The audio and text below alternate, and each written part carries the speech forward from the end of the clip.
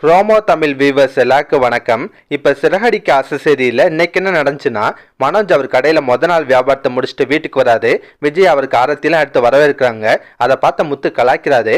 ஒரு நாள் தான் வேலைக்கு போனேன், அதுக்கே இவ்வளோ பில்டப்பான்னு கேட்பாரு.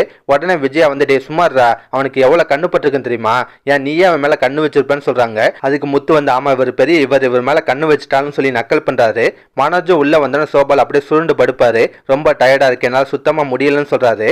அதை பார்த்து அண்ணாமலை வந்து டே மனோஜ் கடை ஆரம்பிச்சு ஒரு நாள் தான் ஆகுது, அதுக்குள்ள டயர்டா இருக்குன்னு சொல்லி இப்படி சுருண்டு படுக்க என்னடா இதெல்லாம் கேட்பாரு. பதிலுக்கு மனோஜ் வந்து அப்ப இன்னைக்கு நிறைய வேலைப்பா, கஸ்டமர் எல்லாத்தையும் நானே நின்று பேசிட்டு இருந்தேன், காலெல்லாம் வலிக்குன்னு சொல்றாரு. அதை கேட்ட விஜயா வந்து ஏன் மனோஜ் இவ்வளவு கஷ்டப்பட்டு வேலை பார்க்குற, அதான் உன் கடையில வேலை பார்க்கறதுக்கு நிறைய பேர் இருக்காங்கல்ல, அவங்கள வேலை பார்க்க சொல்லு, நீ ஜம்முன்னு முதலாளி சீட்ல உட்காந்தா போதும்னு சொல்றாங்க. அதை கேட்ட அண்ணாமலைக்கு செம கடுப்பாது. ஏ விஜயா என்ன பேசுற, இவன் தான் கடையோட ஓனரு, இவனே ஒழுங்கா வேலை பார்க்கலன்னா மித்தவங்களும் எப்படி வேலை பார்ப்பாங்கன்னு சொல்லி திட்டுவாரு. அதுக்கப்புறம் மனோஜுக்கு வியாபாரம் அப்படிதான்டா இருக்குன்னு சொல்லி அட்வைஸ் பண்ணுவாரு. அப்ப விஜயா வந்து அண்ணாமலையே மட்டன் தட்டி பேசுறாங்க. எங்க உங்களுக்கு பிசினஸ் பத்தி என்னங்க தெரியும், அதுல எவ்வளவு கஷ்டம் நஷ்டம் இருக்குன்னு தெரியுமா, நீங்க பாட்டுன்னு ஏதாவது பேசிட்டு இருக்கீங்க, உங்களை மாதிரி அவன் ஒன்றும் ஜாலியா ரயில் இன்ஜின்ல உட்காந்து சம்பாதிக்கலன்னு சொல்றாங்க. அதை கேட்டோன்னு முத்துக்கு செம்ம கடுப்பாது. விஜயாவோட மூக்க உடைக்கிற மாதிரி தான் பேசுறாரு. கடைசியா நடக்குதுன்னா மனோஜ் ரெஸ்ட் எடுக்கிறதுக்காக ரூம்ல போய் படுத்துறாரு. கொஞ்ச நேரம் கழிச்சு ரோஹினி வந்து சாப்பிட எழுப்புறாங்க. ஆனா மனோஜ் வந்து எனக்கு சாப்பாடுலாம் வேணாம், ரொம்ப டயர்டா இருக்கு, நான் தூங்குறேன்னு சொல்றாரு. இன்னும் கொஞ்ச நேரம் கழிச்சு ரோஹினி வந்து எழுப்புவாங்க. மனோஜ் எந்திரி, மீனாவும் முத்தும் வந்துருவாங்க, நம்ம கிளம்பணும் சொல்றாங்க. ஆனா மனோஜ் முடியாதுன்னு சொல்லிடுறாரு. எனக்கு ரொம்ப டயர்டா இருக்கு, நான் இங்கே தான் தூங்குவேன், டிஸ்டர்ப் பண்ணாதீங்கன்னு சொல்லிட்டு தொடர்ந்து தூங்க ஆரம்பிச்சிடாரு. ரோஹினி இதே காரணமா வச்சு முத்துக்கு மீனாக்கு ரூம் கொடுக்காம ஏமாத்த பாக்குறாங்க. ஆமாங்க, முத்து ரூம் வந்து கேட்கும் போது ரோஹினி நக்கலா போய் சொல்றாங்க, மனோஜ் டயர்ட்ல நல்லா தூங்குறாரு, நீங்க இன்னைக்கு வெளியவே படுத்துக்கோங்கன்னு சொல்றாங்க. அதை கேட்டோன்னு முத்துக்கு செம கடுப்பாது. என்ன விளாட்றியா, ஒழுங்கா அந்த ஓடுகாலியை கூட்டிட்டு ரூமை விட்டு வெளியே போ, இல்ல நடக்கதே வரன்னு சொல்லி கத்துறாரு. சத்தம் கேட்டு அண்ணாமலை விஜயெல்லாம் வர்றாங்க. விஜயா வழக்கம் போல ஒன் சைடா தான் பேசுறாங்க. இப்ப ஏன்டா அப்படி கத்துற, அவன் தான் டயர்ட்ல தூங்குறான்ல, நீ வெளியே படுத்தா என்னன்னு கேட்பாங்க. ஆனா முத்து அதெல்லாம் முடியாது, ஒழுங்கா அவனை வெளியே வர சொல்லுங்க, இல்ல நடக்கதே வரன்னு சொல்லி பிரச்சனை பண்ணுவாரு. லாஸ்டா அண்ணாமலை சொல்றாரு, முத்து பிரச்சனை எல்லாம் வேணாம், நீ வேணா என் ரூம் எடுத்துக்கோ, நான் இன்னைக்கு வெளியே படுத்துக்கிறேன்னு சொல்றாரு. உடனே முத்து வந்து ஐயோ அப்பா அதெல்லாம் வேணாம்ப்பா, நீ உடம்பு முடியாதால நீயே உள்ள படுத்துக்கோப்பா, நான் வெளியே படுத்துக்கிறேன்னு சொல்றாரு. அப்ப ரோஹினி முத்தை பத்து நான் ஜெயிச்சிட்டேன்ற மாதிரி நக்கலா சிரிக்கிறாங்க. அதுக்கப்புறம் நடக்குதுன்னா மீனாவும் முத்து மொட்டை மாடில தூங்க போறாங்க. அப்ப முத்து வந்து மீனாட்ட ரொம்ப வருத்தப்படுறாரு. மீனா உனக்காக ரூம் கூட என்னால ஏற்பாடு பண்ணி தர முடியல, ரொம்ப சாரி மீனான்னு சொல்றாரு.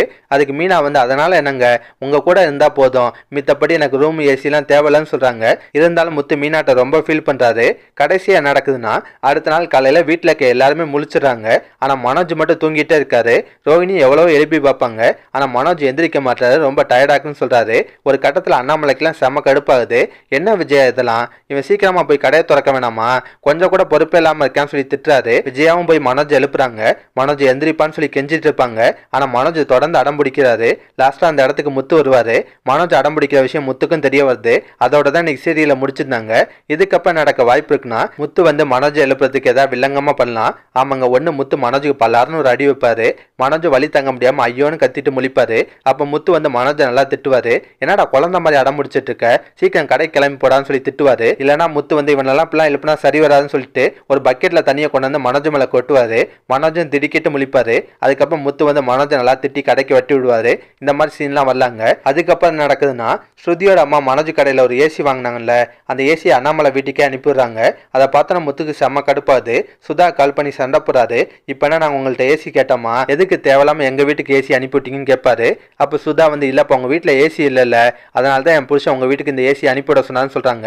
அதை கேட்டோன்னு முத்துக்கு இன்னும் கோவம் வருது. என்ன உங்க புருஷன் எங்களை அவமானப்படுத்துறதுக்காக இதெல்லாம் பண்ணிட்டு இருக்காரா, இங்க பாருங்க எங்களுக்கெல்லாம் ஒன்னும் ஏசி தேவைப்படாது, உங்க புருஷனுக்கு தான் அடுத்த குடும்பம் நல்லா இருக்கிறத பார்த்து வயது எரியுது, அவருக்கு தான் இந்த ஏசி தேவைப்படும், அதனால உங்க வீட்டிலே மாட்டிக்கோங்கன்னு சொல்லி நக்கலா பேசுறாரு. ஏசியும் திருப்பி அனுப்பி விட்டுறாரு. இது ஏதாவது பிரச்சனையா மாறதுக்கும் வாய்ப்பு இருக்குங்க. இதை தவிர அடுத்த வாரம் வேற என்ன நடக்கலாம்னா, மீனாவோட தம்பி விஜயாட்ட இருந்து பணத்தை திருநார்ல அந்த விஷயம் வெளியே தெரியலாம். இல்ல ரோஹினி மனோஜ் 30 லட்சத்தை அமுக்குனாங்கல்ல அந்த விஷயம் கூட வெளியே தெரியலாம். ஒருவேளை அப்படி நடந்தா முத்தெல்லாம் இந்த கடை இனிமேல உனக்கு சொந்தம் இல்ல, இது பொது கடை, இதுல எங்களுக்கும் பங்கு இருக்கு அப்படின்ற மாதிரிலாம் பிரச்சனை பண்ணுவாரு. கண்டிப்பா இதெல்லாம் நடக்க வாய்ப்பு இருக்குங்க. இதெல்லாம் பத்தி உங்க கருத்தை நான் மறக்காம கமெண்ட்ல சொல்லுங்க. இந்த வீடியோ பிடிச்சுன்னா ஒரு லைக்கை தட்டுங்க. நம்ம சேனல் ப்ரோமோ தமிழ் ரிவ்யூ இதுவரை சப்ஸ்கிரைப் பண்ணலாம், ப்ளீஸ் கை சப்ஸ்கிரைப் பண்ணிக்கோங்க. நான் உடனே கொண்டு சீரியல் அப்டேட் கொடுத்துட்டே இருக்கேன். Bye guys.